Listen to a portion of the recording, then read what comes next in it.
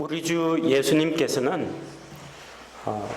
이 세상에 계시면서 약 33년 반 동안의 생애를 통해서 하나님 앞에서 거룩하고 흠 없으신 자신의 삶의 모습을 보여주셨습니다. 그분께서는 율법의 모든 요구를 다 이루셨고, 또 우리가 어떠한 삶을 살아야 하는지 거기에 대해서 본을 보여주셨습니다. 그 중에서도 특별히 예수님께서 30세 즈음부터 3년 반 동안에 행하신 사역을 가리켜서 공적인 생애라고 부릅니다. 그래서 나사렛 마을에서 부모님을 모시고 함께 생활하던 그 예수님의 어린 시절, 그 시절, 그리고 청년기, 그걸 지나서 30세 때부터 3년 반 동안 행하신 공적인 사역이 복음서의 대부분의 내용을 차지하고 있습니다. 그래서 이번 시간에는 예수님께서 행하신 그 공적 사역을 위한 준비와 또 공생의 기간을 어떻게 시작하셨는지 말씀을 통해서 살펴보도록 하겠습니다. 예수님께서 이 세상에 오셔서 공적인 사역을 행하기에 앞서서 그분보다 앞서 보내심을 받은 자가 있습니다. 우리가 잘 알고 있는 침례자 요한이 예수님보다 먼저 가서 주의 길을 예비하는 역할을 맡았습니다. 옛날에는 왕이 한번 행차를 한다 그러면 왕의 군대가 먼저 앞장서서 행진하면서 왕이 오신다는 것을 백성들에게 알립니다. 그리고 전방에는 나팔수가 나팔을 크게 울려 불면서 왕의 행차를 알립니다. 오늘날도 마찬가지입니다. 국가 원수나 외국의 귀빈들이 방문을 해서 이 도로를 지나가려고 하면 먼저 경찰들이 쭉 지나가면서 도로를 다 통제하고 정비를 합니다. 혹시라도 있을지 모를 테러 위험에 대비해서 한번 쭉 정리정돈하고 위험 요소가 있는지, 그리고 앞쪽에서 길을 뚫어 놓는 역할을 합니다. 길이 다 준비가 되면은 국가원수가 탄 그 차량이 경찰 사이드카 안내를 받으면서 쭉 달려나갑니다. 이 세상에 왕으로 오신 예수 그리스도, 그분보다 먼저 앞서가서 주의 앞길을 예비하는 침례자 요한의 사역이 있었습니다. 이미 이사야 대언자가 하나님께 받은 바 말씀으로 대언하기를 이사야 40장 3절에서 광야에서 외치는 자의 소리가 있어 이르기를 너희는 주의 길을 예비하라. 사막에서 우리 하나님을 위해 큰 길을 곧게 만들라고 했습니다. 침례자 요한은 광야에 있으면서 낙타 털가죽 옷을 입고 메뚜기와 들꿀을 먹으면서 거기서 자기 자신을 예비하고 회개의 메시지를 백성들에게 선포했습니다. 곧 침례자 요한의 사역이 광야에서 외치는 자의 소리라는 겁니다. 누가복음 1장 17절에서 침례자 요한이 태어나기 전에 그의 탄생의 의미에 대해서 이렇게 소개하고 있습니다. 그가 또 엘리야의 영과 권능으로 그분보다 앞서가서 아버지들의 마음을 자녀들에게로 돌아오게 하고 불순종하는 자를 의인의 지혜로 돌아오게 하며 주를 위하여 예비된 한 백성을 준비하리라 하니라. 여기서 나오는 그가라는 것은 침례자 요한을 이야기합니다. 요한이 오되 엘리야의 영과 권능으로 온다고 했습니다. 잘 읽으셔야 합니다. 저기 신천지 2단 같은 데서는 엘리야가 환생했다, 엘리야가 침례자 요한에게 더 씌워졌다, 이런 식으로 윤회나 환생을 가르치는데 엘리야의 영혼이 아닙니다. 엘리야의 혼이 아니고 엘리야의 영이라는 겁니다. 사람을 구성하는 본질 인격체, 지정의, 그리고 그 사람의 독특한 고유한 인격을 나타내는 것은 혼이지 영이 아닙니다. 영은 무엇이냐? 그와 하나님 사이의 관계를 맺게 해주는 그 부분을 이야기합니다. 그래서 우리가 이야기할 때 뭐 거짓의 영, 분노의 영 할 때 그것은 어떤 특성, 기질, 사역을 이야기하는 것이지 그게 하나의 어떤 살아있는 인격체는 아니라는 겁니다. 그래서 엘리야가 침례자 요한의 몸에 강림을 한 것이 아니고 엘리야가 행하던 그 기질과 엘리야의 그 정신과 엘리야의 그 사역을 바로 침례자 요한이 하게 된다는 겁니다. 엘리야가 아합 왕 시대에 무엇을 했습니까? 우상에 빠져 있는 백성들에게 회개의 메시지를 선포했습니다.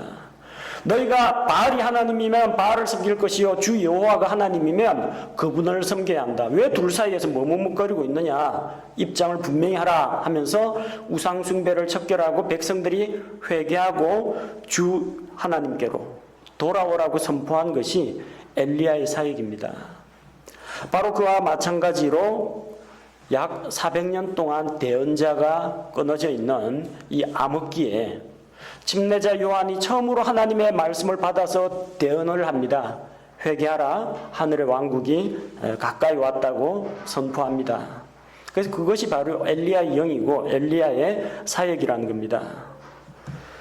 그래서 그가 침례자 요한이 그분보다 예수님보다 앞서가서 자녀들을 돌아오게 하고 불순종하는 자를 회개케 하고 그리고 주를 위해서 친히 한 백성 회개하고 하늘의 왕국 백성이 되고자 하는 자를 예비하신다는 겁니다. 자, 이 이야기는 그 엘리야의 영이라는 것은 말라기 4장 5절에서 6절에 기록이 되어 있습니다. 보라, 크고 두려운 주의 날이 이르기 전에 내가 대언자 엘리야를 너희에게 보내리니 그가 아버지들의 마음을 자녀들에게로 돌아오게 하며 자녀들의 마음을 그들의 아버지에게로 돌아오게 하여 내가 와서 저주로 그 땅을 치지 아니하게 하리라. 자, 여기에 말라기에서 이야기하고 있는 것은 주의 날입니다. 여호와의 날, 주의 날이라는 것은 종말과 연관이 되어 있습니다.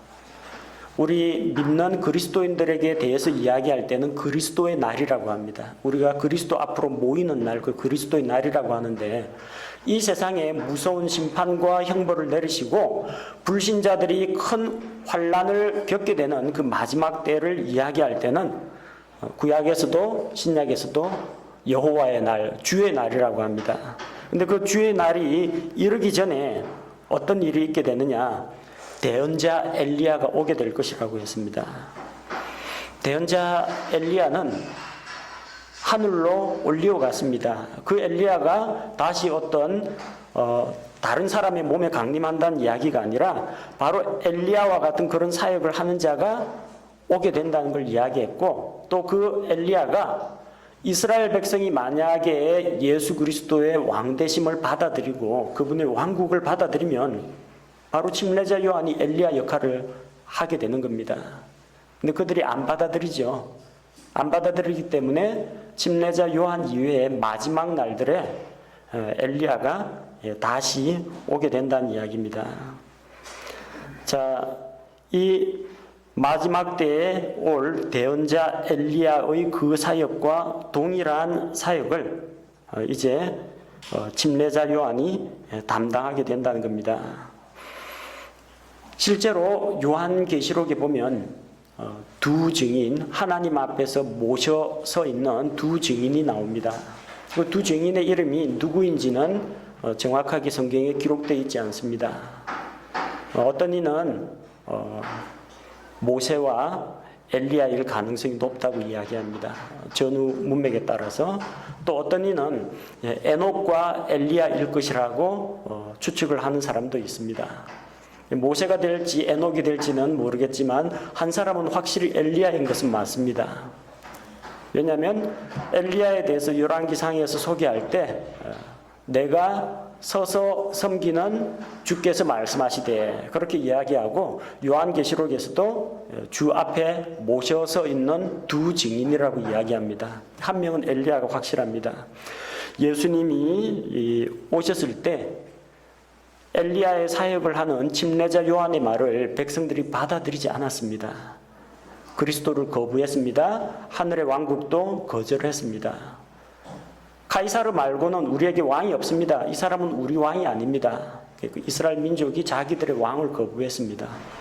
그래서 엘리야의 사역은 나중에 환란기 때 예수 그리스도께서 지상 재림하실 그 즈음에 이 땅에 있는 두 증인이 다시 한번 이스라엘 민족에게 회개를 선포하면서 오실 왕을 맞이할 준비하라고 메시지를 전하게 될 겁니다. 그 두 증인 중에 한 사람이 엘리야라는 거죠. 자, 침례자 요한은 와서 예수님보다 먼저 사람들에게 침례를 주는 그런 사역을 베풀었습니다. 왜 침례를 주었느냐? 하나님께서 그를 보내어서 침례를 주게 하셨기 때문입니다. 침례를 주는 이런 풍습은 지난번에 이스라엘의 다양한 종교적 분파 이야기했었죠. 그 중에 어느 분파가 침례를 줬어요? 에세네파. 속세를 떠나가지고 광야나 바위산 동굴 속으로 들어간 그 에세네파에서 개종자를 받아들이면은 수습기간을 거쳐서 침례를 주었습니다. 이제 새 사람이 되라고. 근데 침례자 요한은 에세네파에게 침례를 배운 게 아닙니다. 하나님께서 그를 보내어서 백성에게 침례를 주라고 말씀하셨습니다. 요한복음 1장 33절에 보니까 나를 보내어 물로 침례를 주게 하신 분, 바로 그분께서 내게 이르시되, 나를 보내어 물로 침례를 주게 하신 분이 있다는 겁니다. 하나님께서 요한을 보내어서 침례를 주도록 하셨습니다. 자, 그러면은 예수님께서 이 고난 주간에 바리새인들에게 당한 질문 가운데 한 가지가 있죠. 요한의 침례가 사람들에게서냐 하늘로서 났느냐? 정답은 나와 있습니다. 요한의 침례는 하늘로부터 온 것입니다. 하나님께서 그렇게 명하셨기 때문입니다. 요한은 자기가 독자적인 어떤 종교적인 신념에 따라서 침례를 준 것이 아니라 하나님의 말씀에 따라서 침례를 주었습니다. 왜 침례를 주느냐? 이스라엘 백성이 하나님 앞에서 회개하게 하려고. 회개하는 자는 나와서 침례를 받았습니다. 마태복음 3장 11절에서 나는 회개에 이르도록 너희에게 물로 침례를 주거니와. 물로 침례를 주는 이유는 회개하도록 하기 위해서입니다. 회개의 징표로서 받는 침례입니다. 또 그가 침례를 준 이유는 사람들로 하여금 자기 뒤에 오실 그리스도, 메시아이신 예수 그리스도를 믿게 하기 위해서입니다. 사도행전 19장 4절에서 요한이 침례를 준 것은 어떤 침례 교도를 만들어 가지고 자기가 침례 교도의 우두머리가 되고자 한 것이 아닙니다. 요한이 회개의 침례로 침례를 주며 백성에게 말하여 그들이 자기 뒤에 오실 분, 곧 그리스도 예수님을 믿어야 한다고 하였느니라 하거늘. 침례를 주는 목적이 뭐예요? 침례에서 그치는 게 아니라 내 뒤에 오시는 그리스도 예수님을 믿도록 하기 위해서 먼저 그들의 마음을 주께로 돌이키고 예비하도록 한 것입니다. 요한의 침례는 우리 성령님의 침례나 우리 신약교회 성도들의 침례하고는 다릅니다. 누가 요한의 침례를 받아들이느냐? 하늘의 왕국에 들어가고자 하는 자가 요한의 침례를 받습니다. 요한이 선포한 것은 하늘의 왕국입니다. 메시아가 이 땅에 오셔서 이 땅에 그분의 지상 왕국을 세우고자 하시는데 그분의 백성이 되고자 하는 자는 자기 죄를 회개하고 왕 앞으로 나아가야 한다. 이게 회개의 침례입니다. 그런데 우리가 받는 예수 그리스도를 믿을 때 성령님을 통해서 우리가 그리스도와 함께 십자가에 못 박혀 죽고 그분의 부활과 함께 생명 가운데 일으켜져서 이제는 하나님의 자녀로 다시 태어나서 예수 그리스도의 몸 가운데로 연합하게 되는 이것을 성령님의 침례라고 합니다. 성령님의 침례를 받는데 이거하고 차이점이 뭐냐면 성령님의 침례는 우리가 예수 그리스도를 믿고 하나님의 왕국 백성, 하나님의 자녀가 될 때 함께 이루어진다는 겁니다. 또 우리 신약교회 성도들이 그렇게 예수님을 믿고 구원받은 이후에 물로 침례를 받죠. 그것은 회개의 표시로 받는 것이 아니라 내가 그리스도와 함께 죽고 그리스도와 함께 일으켜졌다. 나의 믿음의 고백으로서 침례를 받는 겁니다. 자, 요한 당시에 사람들은 회개의 표시로서 침례를 받았습니다. 그러나 예수 그리스도를 믿는 자는 바로 믿는 그때 성령의 침례를 받아서 그리스도의 몸, 곧 교회 안으로 들어오게 됩니다. 그리고 그 이후에 신약교회 성도들은 믿고 구원받은 후 회중들 앞에서 자기가 구원받았다는 사실을 신앙 고백으로 간증하기 위해서 물 침례를 받습니다. 요한은 물로 침례를 주었습니다. 그러나 예수님은 성령님으로 침례를 줍니다. 마태복음 3장 11절에서 참으로 나는 회개에 이르도록 너희에게 물로 침례를 주거니와 내 뒤에 오시는 분은 나보다 능력이 더 있으심에 나는 그분의 신발을 나를 자격도 없노라. 그분께서는 너희에게 성령님으로 침례를 주시고 불로 침례를 주시리니. 이걸 잘 구분하셔야 됩니다. 예수님께서 계시던 그 당시 요한의 침례는 오늘날의 침례나 성령님의 침례하고는 거리가 멉니다. 그것은 하늘의 왕국에 들어갈 자들을 예비하기 위한 회개의 침례였습니다. 자, 예수님의 침례는 성령님으로 주시는 침례입니다. 성령 침례를 불침례로 착각하는 사람들이 많습니다. 그분께서는 너희에게 성령님으로 침례를 주시고 불로 침례를 주시리니 하니까 성령 침례가 불침례일 것이다. 그래서 기도원 가면 뭐합니까? 불 받아라! 그러죠. 불 받으면 큰일 납니다. 이 불침례가 뭐냐면요, 11절만 읽으면 안 되고 12절을 읽어야 답이 나옵니다.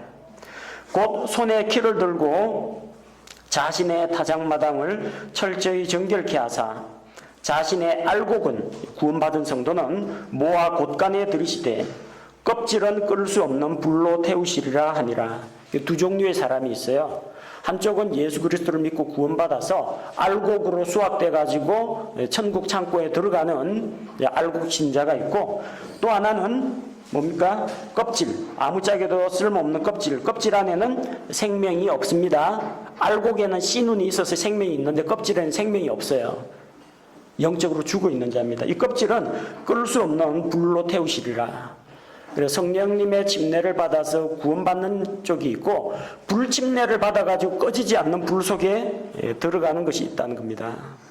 그래서 알곡이 된 자는 성령 침례를 받고, 이 껍질, 생명이 없고 신앙은 없고 형식적인 종교 생활만 하는 이런 자들, 예수님은 믿지 않으면서 교회만 왔다 갔다 하고 새벽기도에 출석은 잘하고 11조 헌금도 잘하는데 그 안에 예수 그리스도로 말미암는 생명이 없는 이 껍질들은 마지막 때에 불 가운데 들어가서 불로 침례를 받는다는 겁니다. 침례가 뭡니까? 잠기는 게 침례입니다. 물 침례할 때는 사람을 물 속에다 잠궜다가 일으키죠. 불침례는 뭐냐? 불 속에 깊이 밀어 넣는 걸 불침례라고 합니다. 그래서 마가복음 9장 49절에서 침례는 불에 절여지는 것이라고 했습니다. 사람마다 믿지 않는 그 사람들은 불 속에 절여집니다. 배추 절일 때 어떡합니까? 소금물에 넣고 집어넣어야죠. 떠오르면 안 되니까 그게 무거운 돌을 얹어가지고 푹 잠기게 해줘야 됩니다. 그게 소금물에 배추를 침례시키는 겁니다. 불침례는 뭐냐? 꺼지지 않는 지옥불 속에 불과 유황으로 타는 그 지옥불 속에 집어넣어가지고 못 나오게 꾹 눌러놓는 게 불침례입니다. 절대로 불 받아라 하면 이 지옥에서 불벼락 맞으라는 이야기하고 똑같은 거예요. 불침례는 받으면 안 돼요. 성령 침례가 있고 불침례가 있습니다. 오순절 은사주의 쪽에서는 침례 받았다, 물침례 받았으면 물침례만 받으면 안 되고 불침례를 받아가지고 어떤 성령의 초자연적인 능력을 경험해야 한다라고 하는데, 물 침례 받은 사람이 불 침례를 받는 게, 성령 침례를 받는 게 아니고요. 성령 침례를 먼저 받습니다.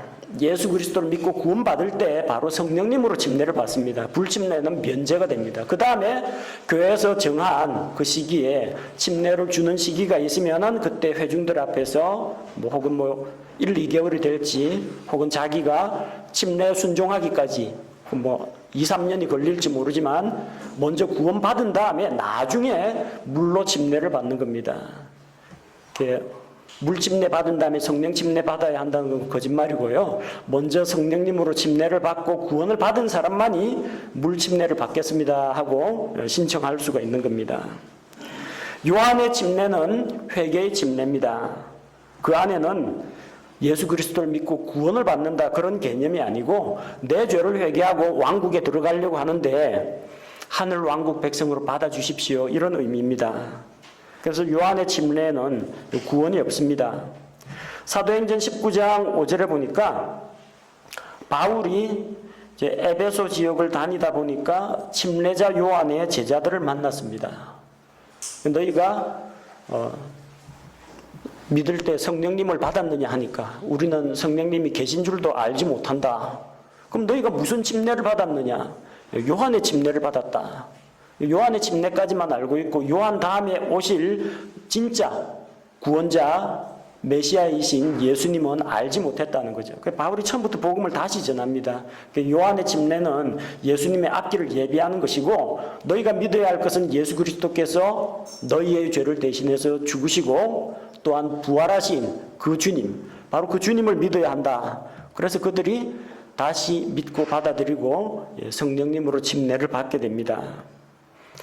요한의 침례는 물속에 잠기는 것이긴 하지만 그것은 회개한다는 표시이지 내가 그리스도와 함께 십자가에 못 박혀 죽고 내가 예수 그리스도의 부활에 동참했다 그런 의미는 없습니다. 침례자 요한이 이런 사역을 행한 그 목표는 무엇이었느냐? 첫 번째는 아까 말씀드린 것처럼 이사야 대언자의 예언과 같이 광야에서 외치는 자의 소리가 되어서 왕의 앞길을 예비하는 것이 목표였습니다. 또한 요한은 켜서 비추이는 등불이라고 했습니다. 온 세상이 캄캄하고 400년 동안 하나님의 말씀이나 계시가 없는 그런 암흑길을 거쳤는데 이제 어둠 가운데 빛나는 등불, 요한과 같은 등불이 왔다는 겁니다. 사람들이 일시적으로 그 빛 아래 거하기를 즐거워했습니다. 그러나 참빛 곧 세상에 와서 각 사람에게 비치는 빛이 있었습니다. 나는 세상의 빛이니 예수님께서 말씀하셨죠. 그래서 이 등불 밑에 있지 말고 세상에 오신 참빛이신 예수 그리스도 앞으로 나오라고 그리스도를 증언하는 것이 요한의 사역의 목표였습니다. 또한 침례자 요한의 사역은 사람들이 예수 그리스도를 만나도록 도와주는 것이었습니다. 제자들을 많이 끌어모아가지고 종교 세력을 만들려고 하는 것이 아닙니다. 자기 제자들 있는 데서 보라 하나님의 어린 양이로다. 저분이 바로 유월절 어린 양으로 오신 그리스도다. 자기 제자들이 그분을 따라갑니다. 또 예수 그리스도께서 하늘의 왕국을 선포하니까 침례자 요한 밑에 있던 사람들이 우르르 다 예수님께로 떠나갑니다. 일반 사람들이라면 좀 기분이 별로 안 좋을 겁니다. 생각해 보세요. 자기 교회에 이 성도들이 있는데 저 이웃교회 목사 설교들으로 우르르 빠져나가면 그 기분 좋겠습니까? 근데 침례자 요한은 그렇게 예수님과 경쟁하는 관계가 아니었다는 겁니다. 사람들이 그분께로 다 갑니다. 요한은 그것을 크게 기뻐했습니다. 그게 바로 자기 목표거든요. 사람들이 침례자 요한의 추종자가 되는 게 목표가 아니라 사람들이 예수 그리스도를 만나고 그 예수님의 제자가 되고 그래서 구원자를 만나는 것이 목표였다는 겁니다. 요한복음 3장 29절에서는 유대인들의 결혼 풍습을 언급하면서 요한이 자기의 역할은 신랑의 친구라고 이야기합니다. 신부를 취해가지고 신부하고 결혼하는 건 신랑입니다. 근데 신랑이 결혼할 때까지 신랑 친구들이 그 전 과정을 도와줍니다. 신부집에 가서 협상단, 신부를 데리고 오려고 하면요, 브라이드 피라고 해서 신부 대금을 내야 됩니다.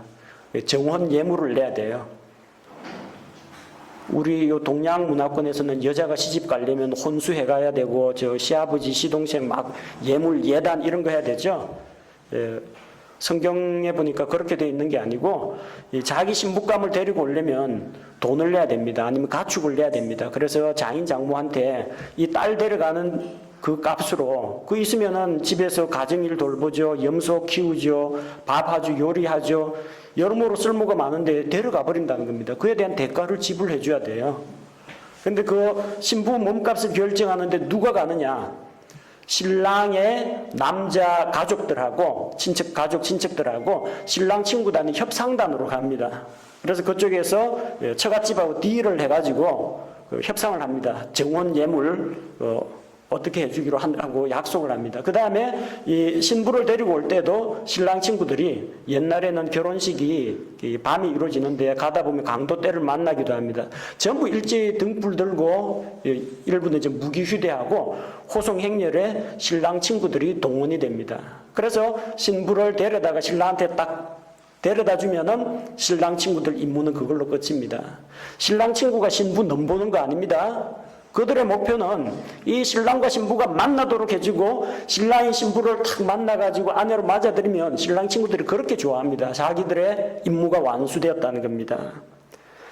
그래서 자기는 신랑이 아니고 신랑은 예수 그리스도시고, 나는 그리스도께 신부들을 물색해가지고 데려다주는 역할을 하는 신랑 친구의 역할을 한다면서 요한은 그걸로 만족합니다. 또한 그분께서는 흥하셔야 하겠고 나는 쉬하게 되어야 하리라. 내가 주님을 위한 도구이고 주님을 위해서 앞길을 예비하는 자인데 내가 주목을 받으면 안 된다는 거죠. 그래서 예수 그리스도가 주목을 받고 그분이 드러나시고 나는 숨겨지는 것, 이것이 침례자 요한의 목표였습니다. 오늘날 사역을 하는 사람들의 목표도 마찬가지입니다. 내가 유명 목사가 되어가지고 매스컴 타고, 그 다음에 유튜브에서 조회수가 팍팍 올라가고, 뭐 아무개 목사하면 사람들이 다 알고, 이렇게 주목받는 게 목표가 아니고요. 예수 그리스도가 드러나야 합니다. 설교를 통해서 야, 우리 목사님 말 잘한다, 우리 목사님 진짜 똑똑하다, 이런 이야기 나오면 그 설교는 망친 겁니다. 설교를 통해서 하나님의 영광, 그분의 사랑과 은혜와 긍휼과 그분의 거룩하심이 나타나고 모두가 어찌할꼬 하면서 그 앞에서 무릎을 꿇고 회개하고 새로운 결심을 하고 헌신을 다짐하는, 이게 있어야만 올바른 설교라는 겁니다. 침례자 요한은 자기가 주님의 영광을 가로채거나 자기가 주목을 받고자 하지 않았습니다.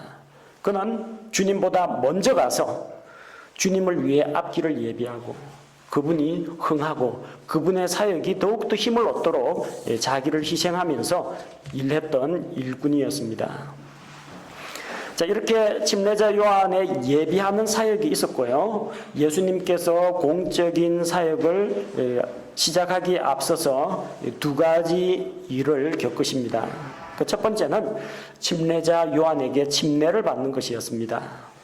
이 내용은 마태복음, 마가복음, 누가복음에 기록되어 있습니다. 각기 강조하는 바가 조금씩 다르긴 합니다만 이제 동일한 내용으로 기록이 되어 있습니다. 그래서 예수님께서 침례를 받으시는데 이 침례를 통해서 예수 그리스도는 하나님의 아들이시라는 것이 사람들 앞에서 공개가 됩니다.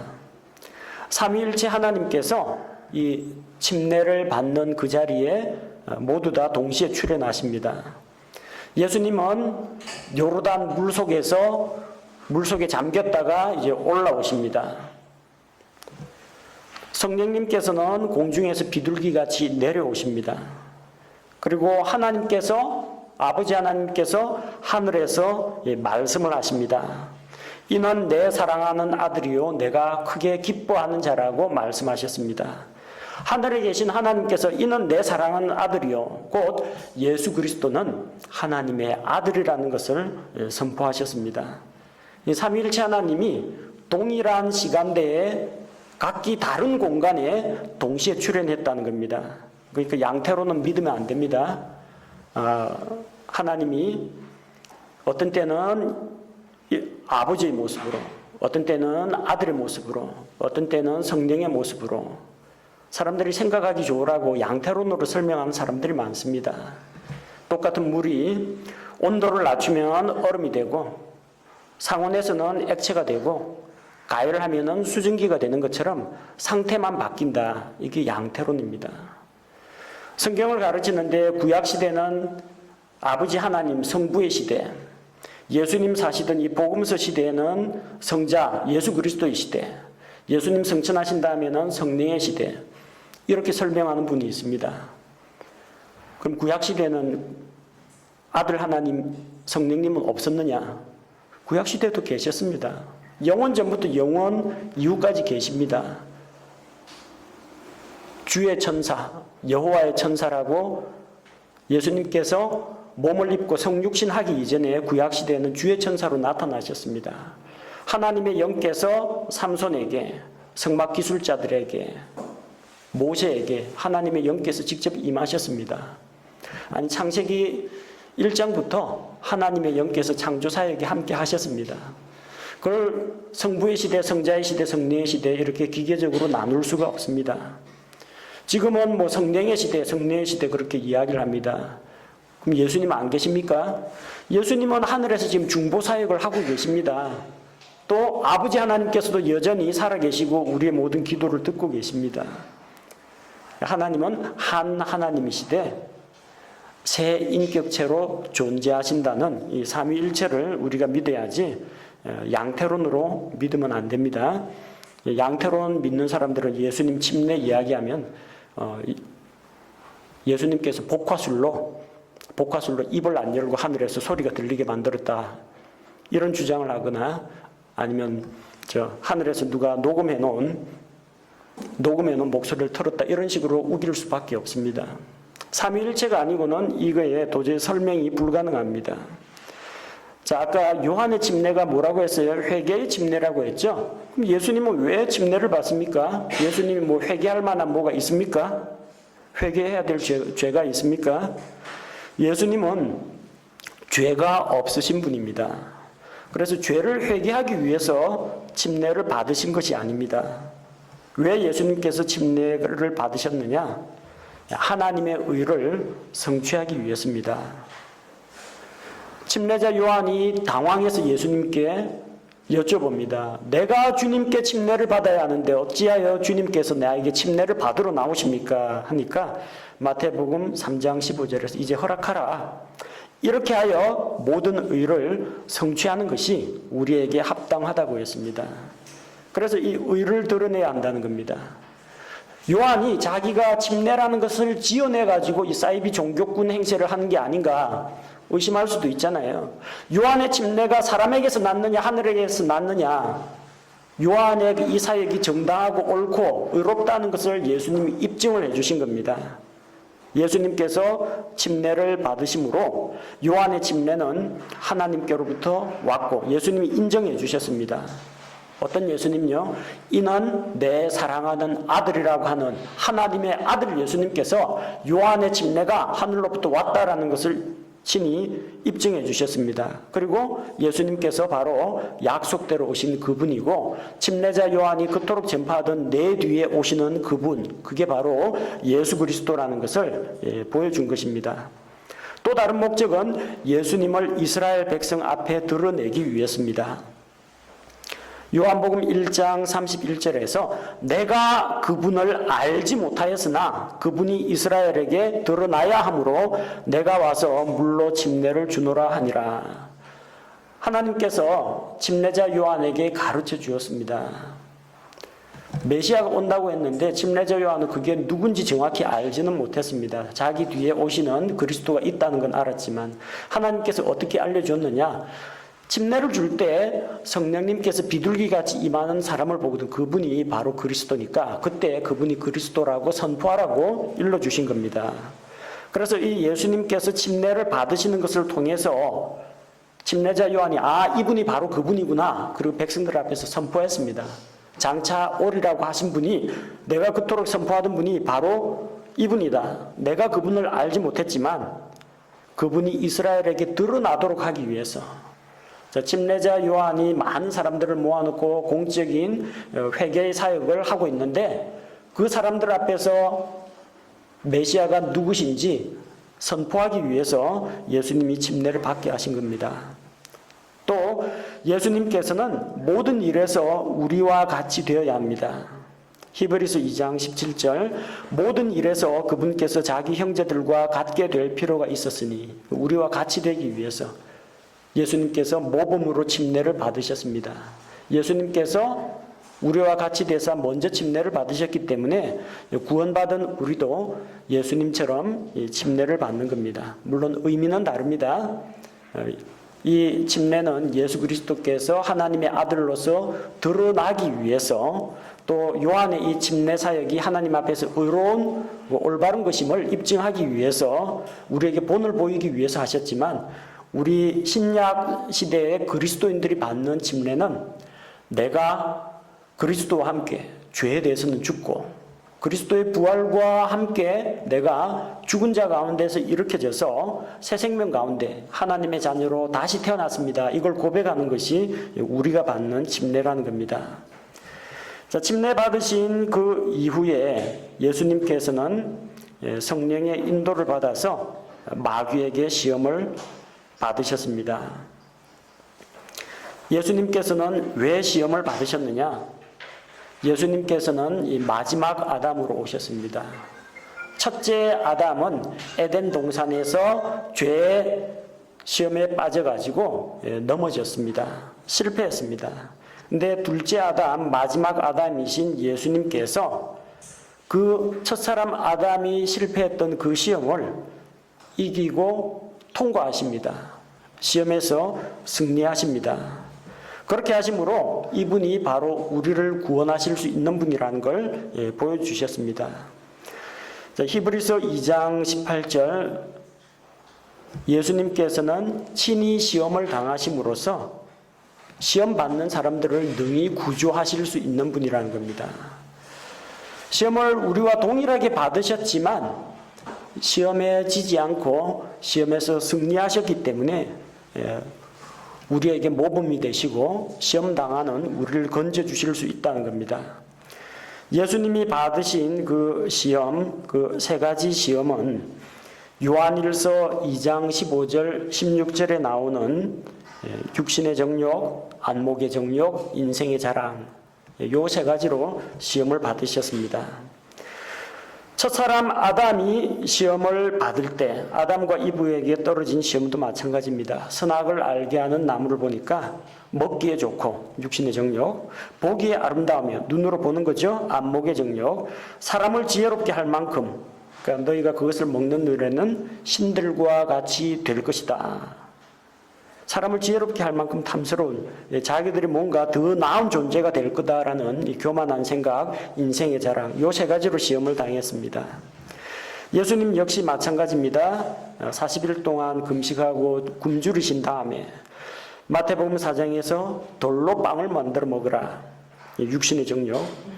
그 다음에 세상의 온갖 화려한 영광을 다 보여줍니다. 이거 줄 테니까 나에게 경배하라. 그러나 눈에 보이는 그 세상, 안목의 정욕을 예수님께서는 물리치셨습니다. 또 마귀가 예수님을 높은 성전 꼭대기로 데려가서 성전 꼭대기에서 뛰어내리라고 했습니다. 뛰어내리면 몸이 산산조각 나고 다쳐서 죽겠죠.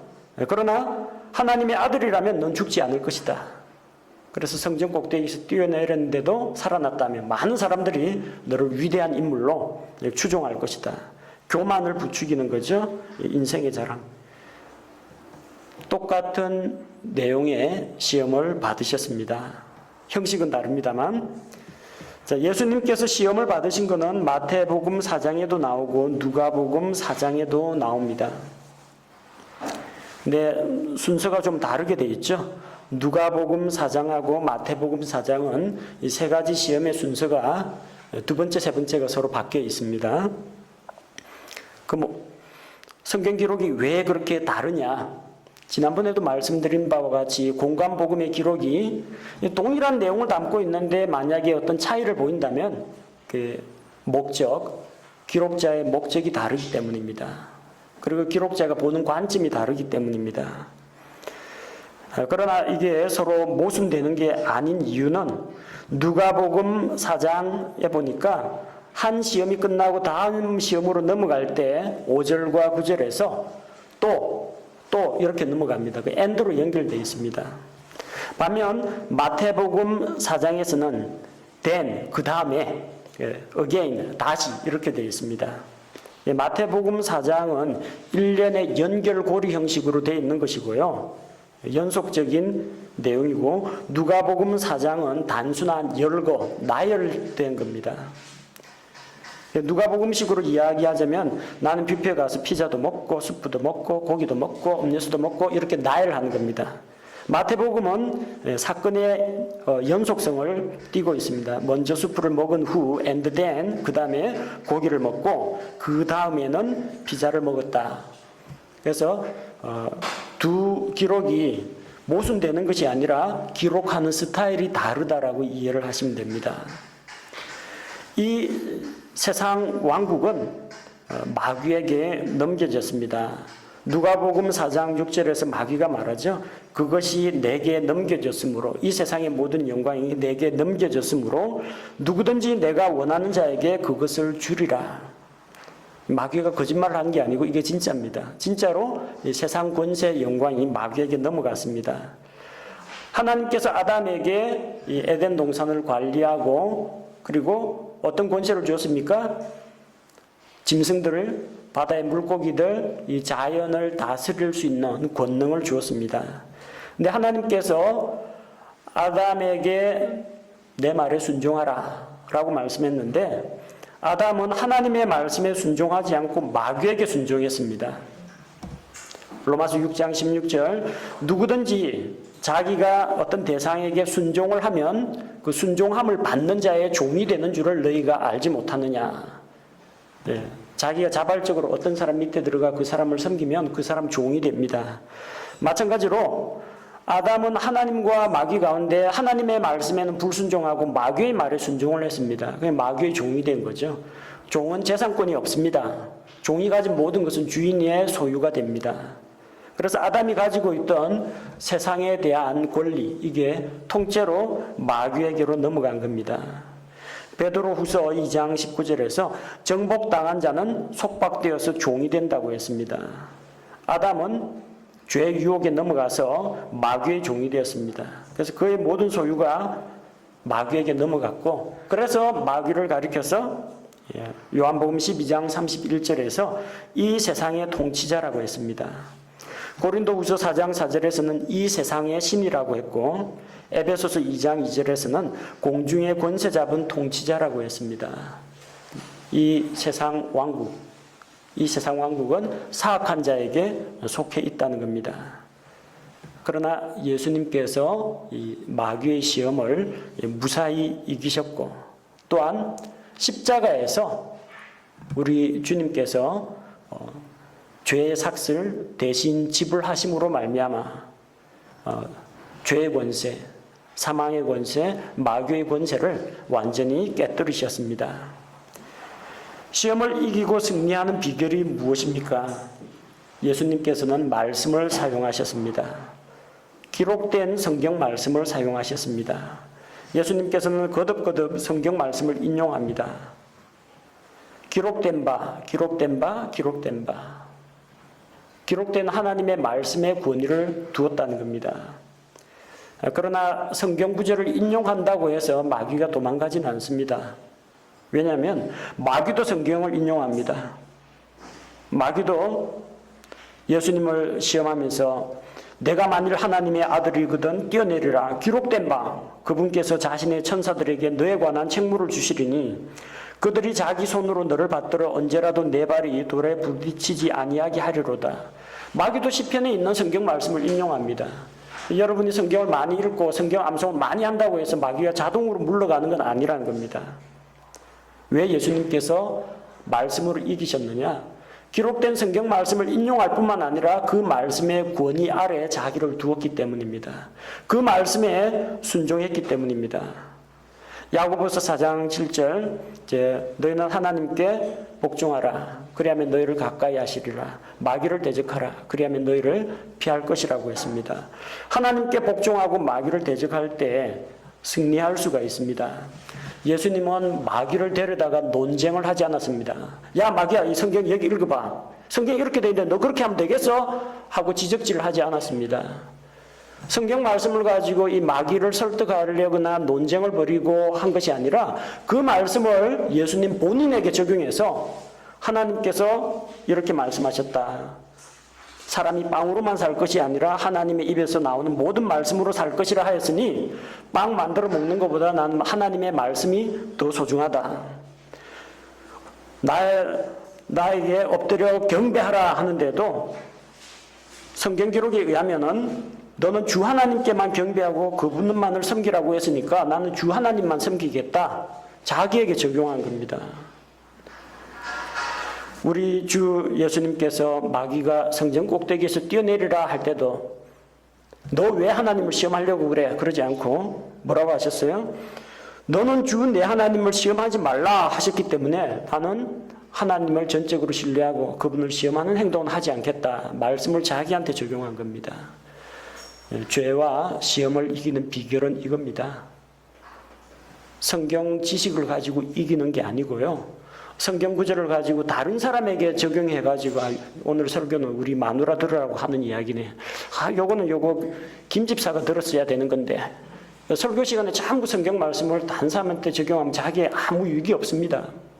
성경 말씀을 하나님의 말씀으로 믿고 받아들이며 그 말씀을 나 자신에게 적용하면 아무 문제가 없습니다. 하나님을 가까이 하게 되고 말씀에 순종하는 경험을 맛보게 되고 또한 그로 말미암아 내가 모든 시험과 유혹을 이길 수가 있게 된다는 것입니다. 우리 주 예수님께서도 우리와 같이 침례를 받으셨습니다. 우리 주 예수님께서도 우리와 동일하게 시험을 받으셨습니다. 시험 당할 때마다 첫사람 아담의 실패를 반면 교사로 삼고 시험을 이기고 승리하신 우리 주 예수 그리스도를 우리가 본보기로 삼아서 죄와 유혹과 세상과 육신과 이런 것들을 이길 수 있는 그리스도인이 되어야겠습니다.